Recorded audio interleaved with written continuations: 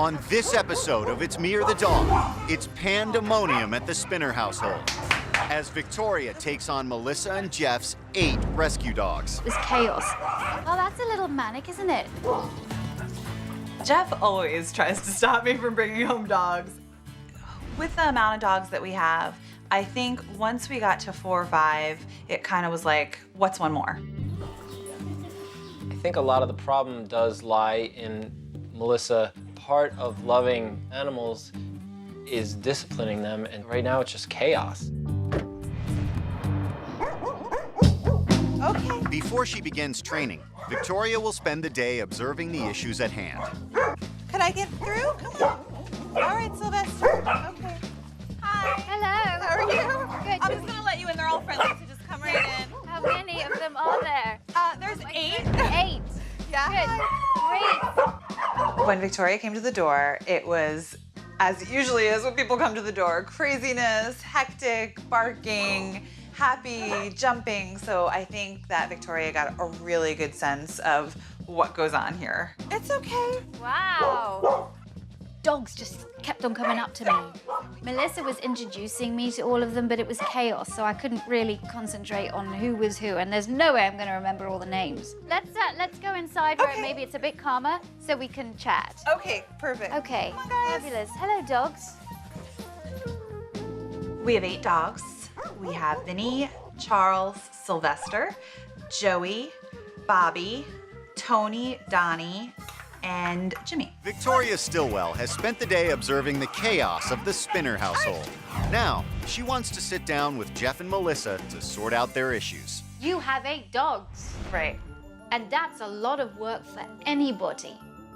The actual management falls down to you, Melissa. The grunt work Right. falls down to you. Right. And that's what concerns me. You're not taking care of them. I am in some ways. I mean, What do you give your dogs that they need? love, I guess. They need more than playing and affection from you. I believe responsible dog ownership is incorporating everything, the good and the bad about owning a dog. I can only work with you if you are willing to work with me, and that means I'm looking at you too, Jeff, because if you're not willing to put in the time, there's no point in me being here. As long as I don't get 9, 10, and 11, that's cool too. I promise. Seriously? If I came back in a year, would you still just have 8 dogs, or would there be 9, 10, or 11 dogs? I can't physically handle another dog. You also owe it to your dogs not to bring in any more dogs. If you help me and we get everything under control and the chaos stops, I will not get any more dogs. Do your other rescue work in different ways. Okay, are you ready to work with me then? Okay. Let's do it. I am very curious to see if Jeff is going to help. I'm trying to remain optimistic. I'm trying to be positive. Before training can begin, Victoria wants to make sure any rules she lays down are followed. You're gonna work with Victoria's rules. And those rules do not get broken. The rules that I've given the couple are really important, not just for the dogs, but I think for their relationship. Okay? All right, All right. I'm ready. The first rule is I want you to accept responsibility. Jeff, the dogs need you to be as much a part of their lives as you can be. Now, Melissa has promised that if you do more work, she is not gonna get another dog. The second thing is, oh, please work together. The third thing is set boundaries. And Melissa, I'm looking at you here. Don't be wishy-washy, because when you do take control and you are a leader, your dogs look up to you and they respect you more and they listen to you more. The fourth thing is be consistent. Whatever training that I do with you, you both have got to do it in exactly the same way to avoid confusion. Consistency allows dogs to learn. And the fifth one is listen and respect.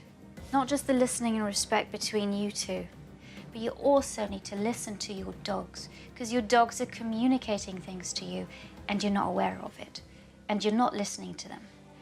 If you follow these rules, I can tell you it is going to improve your lives immeasurably, and it's also going to improve the lives of your dogs. So I would encourage you, don't break these rules. Okay? Okay. I won't. I promise. Him and I will always have the thing of, well, I know better, he knows better. And I don't have that with Victoria. Victoria is a professional. This is what she does. I know better. Just admit it. Victoria knows better. Okay, let's go. Okay. Now, she wants to restore calm to the chaos at the front door.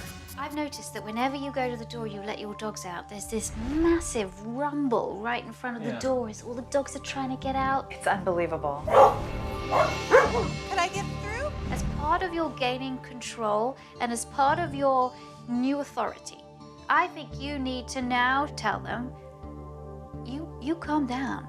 The only way the dogs will get out of the door is if they are calm. Okay. I have lived with these dogs for 3 years. There is no way it is gonna work. Guys! Okay, step back. Oh. Don't. Enough!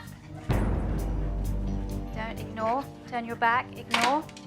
During the training, the dogs were also jumping up on Melissa, and for so long, she's been reinforcing the jumping up with attention. This time, I told her, turn your back and ignore them, and only give them attention when they've got 4 on the floor.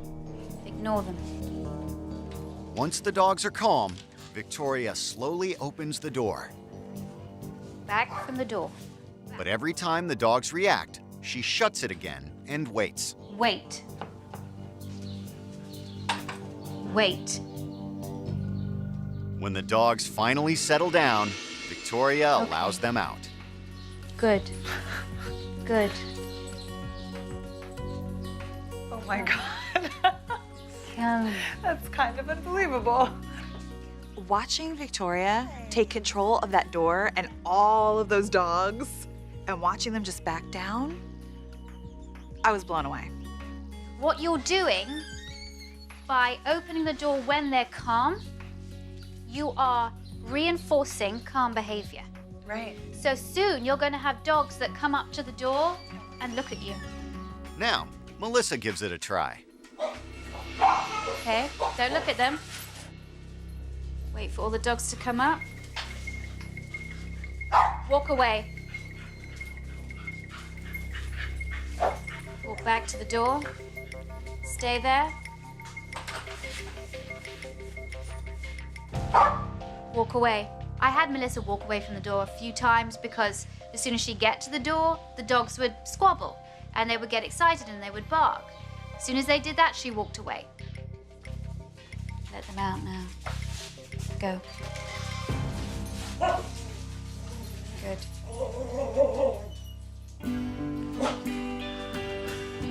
I was amazed and fascinated and just, I could not believe that the dogs actually all went outside without attacking each other. Pretty cool. It's their first day without Victoria, and Jeff and Melissa are working together to keep the front door free from chaos. I think we're sticking to the rules. I think we're sticking to Victoria's rules, definitely. After only one try, all the dogs are calm, and Melissa can easily let them out the door. That was great. That was awesome. Like, it's Yeah. okay if they're all at the door, they just can't get crazy. Good boys. Quieter. Be good boys. Hi. Hello. Oh, Sylvester. Yeah. What is this? I know, they're kind of calm. Yay, poopy. Melissa and Jeff have done a wonderful thing by opening their home to so many rescues.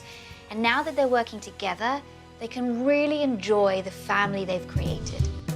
Thanks for watching. If you love It's Me or the Dog and want more dog training tips and tricks, visit my official site, positively.com. And if you're interested in learning more about becoming a dog trainer, check out the Victoria Stilwell Academy. Links to both sites are in the description. I'll see you online.